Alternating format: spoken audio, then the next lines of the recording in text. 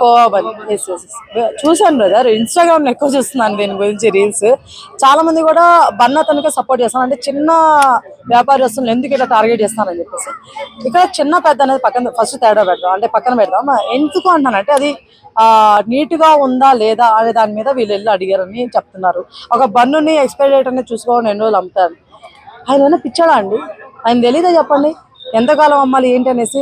ఇప్పుడు అవతల పిల్లలు పెడతానంటే ఆయన పిల్లలు పెట్టుకున్నట్టే కదా, ఆయనకు ఉంటుందండి ఆలోచన. ఒక జాతీయులు నమ్ముతారు, డబ్బుల కోసం మరి అంత దిగజారండి. నిజం చెప్తున్నాను, మీరు నమ్ముతారా లేదో, చిన్న వ్యాపారస్తుల దగ్గర చాలా వరకు వెళ్ళిపోతుంది ఐటమ్ అనేది. అదవుతుందా అంటే నెక్స్ట్ ఏంటి ఫస్ట్ ఒక తెచ్చుకుంటాం మనం. అదవుతుందా అదే పెద్దవాళ్ళ దగ్గర 70 రూపాయలు. ఇప్పుడు చిన్న వ్యాపారస్తులు 10 రూపాయలు పెట్టినప్పుడు ఆటోమేటిక్ గా 10 రూపాయల దగ్గర పోతావా? పెద్ద వ్యాపారస్తులు క్లీన్ గా చేసి నీట్ చేసి 80 రూపాయలు పెట్టరండి. 10 దగ్గర తింటారా 80 దగ్గర తింటారా? మీరైతే 10 రూపాయల దగ్గర తింటాం కదా. సో అప్పుడు స్టాక్ ఎవరి దగ్గర అయిపోతున్నట్టు? 10 రూపాయల దగ్గర కదా. సో అప్పుడు ఎవరిది నీట్ గా ఉన్నట్టు, ఎవరి దగ్గర ఎక్స్పైర్ డేట్ అవ్వకుండా ఉన్నట్టు? 10 రూపాయల వాడి దగ్గర కదా. మరి అంటప్పుడు ఎవరు మీరు క్వశ్చన్ చేయాలి పోయి? 87 రూపాయలు కదా. మరి వదిలేసి చిన్న వ్యాపారుల దగ్గరకు వచ్చి ఈయనని మీరు ఇన్ని ఎక్స్పైర్ డేట్లు లేకపోతే అవి ఇవన్నీ ఎందుకు క్వశ్చన్ చేస్తారు మీరు? అడగాలనుకునే వాడికైనా సెన్స్ ఫస్ట్ ఆఫ్ ఆల్. అది ఏ ఛానల్ నాకు తెలియదు మాట్లాడదాం అంటే. ఛానల్ పేరు చూడలేదు కానీ సిచ్యువేషన్ చూసాను. కొన్ని ఊర్లలో ఇలా కోవాలో నల్ల మందు పెట్టుకున్నారు అనేసి అందరూ అలాగే చేస్తున్నారేమో అని వాళ్ళని అన్నారు అని చెప్పి కూడా చాలా మంది అంటున్నారు. దీనిపైన అక్కడెక్కడ ఏదో హోటల్లో బిర్యానీ తిన్నప్పుడు కుక్క బిర్యానీ అన్నారండి. ఇంకా దేశంలో ఎవరు బిర్యానీ తినకుండా ఆపిస్తారా? లేదు కదా. తప్పు కాదు, తప్పు కదండి. ఒక్కరు చేసిన దానికి అందరి మీద రుద్దద్దు, అర్థమవుతుందా? ఆ నెక్స్ట్ వన్ నిజం చెప్తాను, ఇది 2B రియాలిటీ. నేను కూడా చెప్తున్నాను. 100 రూపాయల బిర్యానీ దగ్గర పోయి 100 రూపాయలు కదా అని తినట్లు అందరూ. వాడి దగ్గర 100 రూపాయలు అంటే వాడి దగ్గర ఫ్రెష్ గా వెళ్ళిపోతున్నారు బాబు. పక్క రోజుకి అయితే మిగలుతూ మళ్ళీ కొత్తగా బిర్యానీ తీసుకొని వస్తున్నాడు అని చెప్పేసి ఒక ఉద్దేశంతోనే.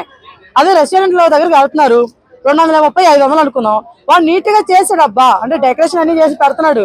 కానీ అది ఫ్రిడ్జ్ లో పెట్టి పక్కన తెస్తున్నాడు. నీకు తెలుసా? 500 పెట్టి పోతావు నువ్వు? పోవు. ఫ్రిడ్జ్ లో పెట్టి తీసుకొచ్చి మళ్ళీ పక్క రోజు పెడతాడు. మీకేం తెలుస్తుందా? చికెన్ తందూరి అన్నాయి కాల్ చేస్తే పక్కన పెడతాడు. 2 రోజుల దాకా వ్యాలిటీ బాగానే ఉంటుంది ఫ్రిడ్జ్ లో పెడతా. ఆ విషయం మీకు తెలుసా? మళ్ళీ వేడి చేసి ఇస్తాడు. అవునా? అప్పుడు మీకు తెలుస్తుంది అది ఏంటనేది. వాళ్ళు పోయి మీరు క్వశ్చన్ చేయగలుగుతారు ఇదే విధంగా? చేయరుగా. ఎందుకు? ఓ పెద్ద హోటల్స్ అనా? ఓ లేదు. ఇంకోటి ఏంటంటే 500 కదా. 500 అంటే రిచ్కి ఇస్తారబ్బా, నీట్కి ఇస్తారబ్బా అంటే ఇలా డిసైడ్ అయిపోతారు ఫస్ట్. ఆడ క్వాలిటీ ఉందని ఇలా డిసైడ్ అయిపోతారు. అర్థమవుతుందా? క్వాలిటీ డిసైడ్ మీరు అలా చేయొద్దు. అర్థమవుతుందా? 2B reality. చిన్న చిన్న షాప్స్, చిన్న చిన్న వ్యాపారస్తుల దగ్గరే తొందరగా వెళ్ళిపోతాయి. ప్యూర్ గా ఉంటది క్వాలిటీ అయినా సరే, ఏదైనా సరే. మేబీ టేస్ట్ విషయంలో చాలా డిఫరెన్స్ ఉండొచ్చు. అక్కడ మోర్ దెన్ చెఫ్ వాళ్ళు పాపం మన వాళ్ళు ఏంటంటే పాపం ఏదో చిన్నపాటి వంట చేసుకునే వాళ్ళు అనుకోండి. చాలా బాధగా అనిపించింది ఆ వీడియోకి. వెనక బ్యాక్గ్రౌండ్ సెంటిమెంటల్ గా ఒకటి కొట్టానండి బాబు. ఇంకా నాకు కంట్లో నీళ్ళే. నిజం చెప్తున్నాను లిటరల్లీ. అంటే అది కరెక్ట్ కాదు. అది అర్థమవుతుందా? ఆమెకు పెట్టేస్తుంది నోట్లో ఫస్ట్ ఆఫ్ ఆల్. ఆమె తినదా? ఏదో కెమెరా వెనక పోయి ఆమెని పంపించండి. ఏంటి ఇప్పుడు అక్కడ అందరూ చిన్న చిన్న వ్యాపారస్తులే కదా. ఆమె ఎక్కడ తిన్నది? జాతరలో 5 స్టార్ హోటల్స్ ఉంటాయి జాతరలో. మరి ఆమె అక్కడ తినింది, అక్కడ చూసుకొని తింటుందా? ఆమె తినే ఫుడ్ బిర్యానీ అవ్వచ్చు, లేకపోతే మీల్స్ అవ్వచ్చు, ఏదైనా అవ్వచ్చు. అది ఆ రోజు వండింది, అదే ఆ రోజు చేసిన కర్రీస్ అని నాకు తెలుసా? మరి వాళ్ళందరి దగ్గర ఎందుకు కెమెరాలు పెట్టి వీడియోలు తీయలేదు చెప్పండి. మరి క్వశ్చన్ చేసేటప్పుడు 100కి 1 సార్లు ఆలోచించాలి.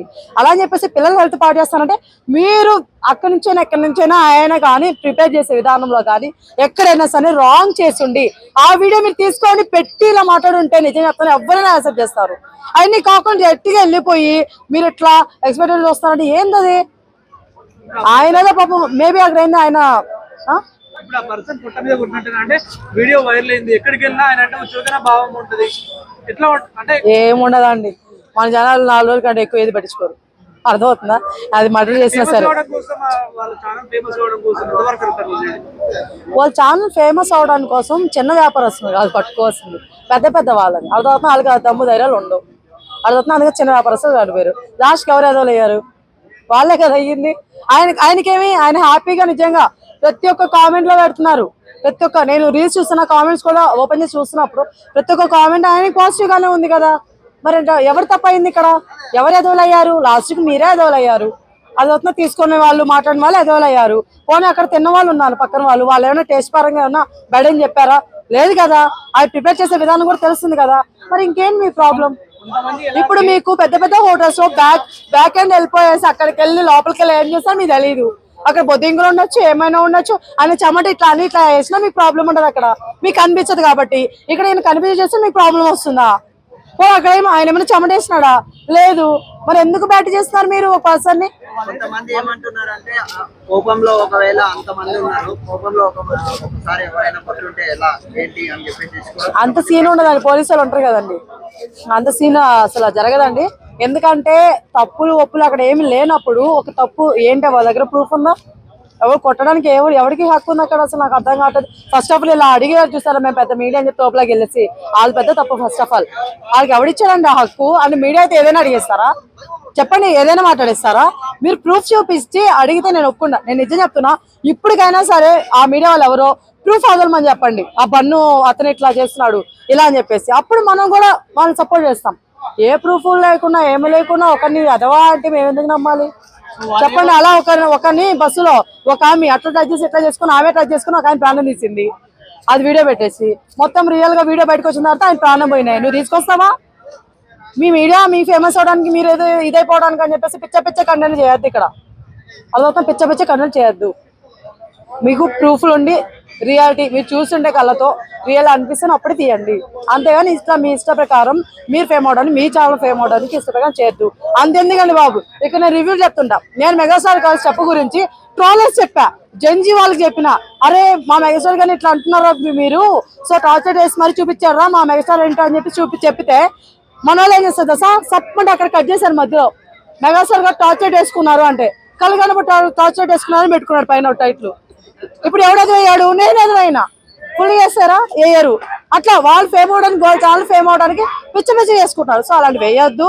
నా మాట ఏంటంటే ఉన్న రియాలిటీని చూపించండి. మీడియా అంటే ఏంటి? రియాలిటీని చూపించడం, నిజాన్ని జనాలకు తెలియజేయడం. ఆ వైపు మీరు ముందడిగేయండి తప్ప ఇలా మీ ఛానల్ ఫేమ్ అవడానికి డబ్బుల కోసం ఇట్లా చేయకండి, బాగోదు. చాలా దగ్గర కోపం అనేది బంద్ చేశారు. అవునండి, దాని గురించి ఏం చెప్తారు? బంద్ చేయటం ఏంటంటేనండి, వాళ్ళు యాక్చువల్గా వాళ్ళ వ్యాపారాన్ని ఒక విధంగా దెబ్బతీయటమే. అలాగే మనం పట్టుకోవాలంటే చాలా ఉన్నాయి. అయితే ఇందులో ఒక చిన్న కారణం ఏంటంటే ఒకే మతానికి చెందిన వాళ్ళు ఎక్కువగా వ్యాపారం చేస్తారు. అలాగే అదే మతానికి చెందిన, ఇప్పుడు సపోజ్ స్క్రాప్ అమ్మే వాళ్ళు కూడా అదే మతంలో ఉంటారండి, చాలా మంది ఎక్కువ ఉంటారు. దాని అర్థం ఏంటంటే వాళ్ళు ఏదో కల్తీ చేస్తారని కాదు, వాళ్ళు ఎక్కువగా చిన్న చిన్న పనుల్లోనే కారణం అవటం ఏంటంటే వాళ్ళు పెద్ద పెద్ద ఇదిలో చేసే అవకాశాలు చాలా తక్కువ ఉన్నాయి. ఆ బన్ను ఆ కోవా 10 రూపాయలకి అమ్ముకుని ఆ బతుకు తెరువు కోసం వాళ్ళు ఏదో చేస్తారు తప్ప, నేను ప్రత్యేకంగా చెప్తున్నాను ఈ విషయం, వాళ్ళని ఏదో ఇతరులని చంపేద్దాం, ఇతర ఆరోగ్యాలను పాడు చేసేద్దాం అన్న ఉద్దేశంతో అయితే కాదు.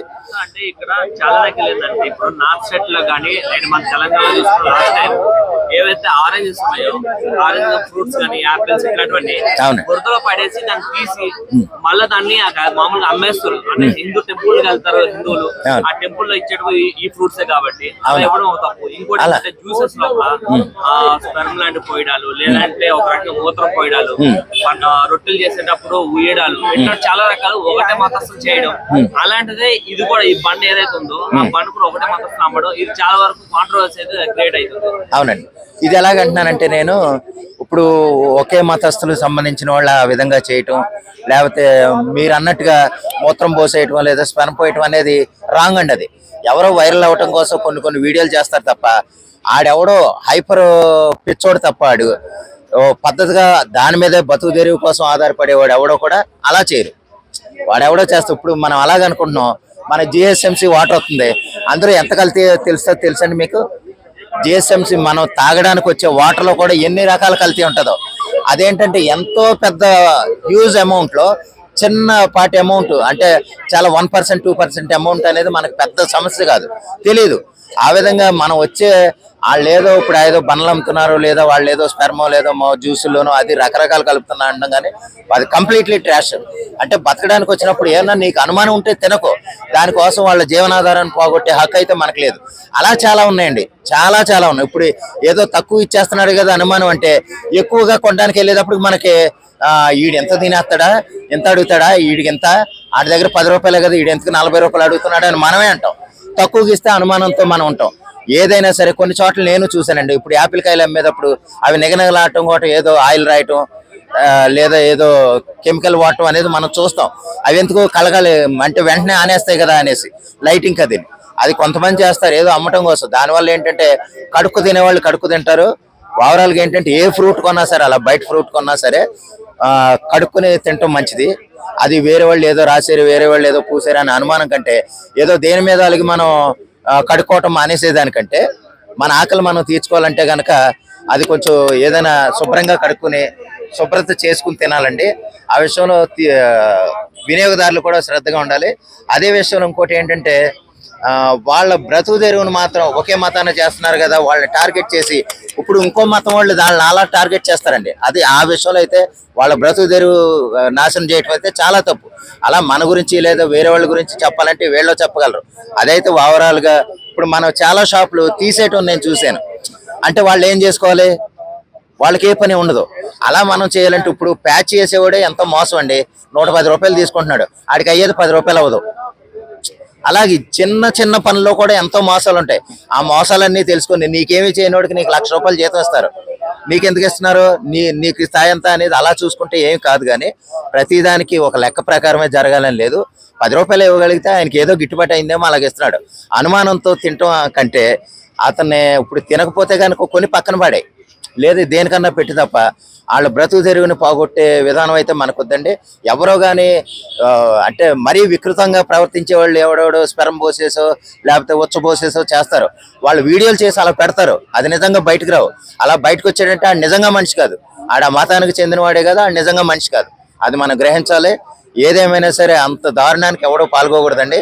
ప్రజలకు అమ్మేటప్పుడు, ప్రజల మీద బతికేటప్పుడు వాళ్ళ మీద కొంచెం శ్రద్ధ చూపించి వాళ్ళకంటూ గౌరవం ఇచ్చి, వాళ్ళు ఇచ్చే డబ్బుల మీద ఆధారపడుతున్నప్పుడు కాబట్టి దానికంటూ గౌరవం ఇచ్చి బతకాలని నేను కోరుకుంటున్నాను. అదేవిధంగా వాళ్ళ వస్తువులు కూడా వాళ్ళకి చాలా నాణ్యమైన ధరకి, అంటే వాళ్ళంత నాణ్యం కాకపోయినా సరే శుభ్రత అయినా సరే పాటించి మంచి వినియోగించే వస్తువులాగా ఉండాలని నేను కోరుకుంటున్నాను.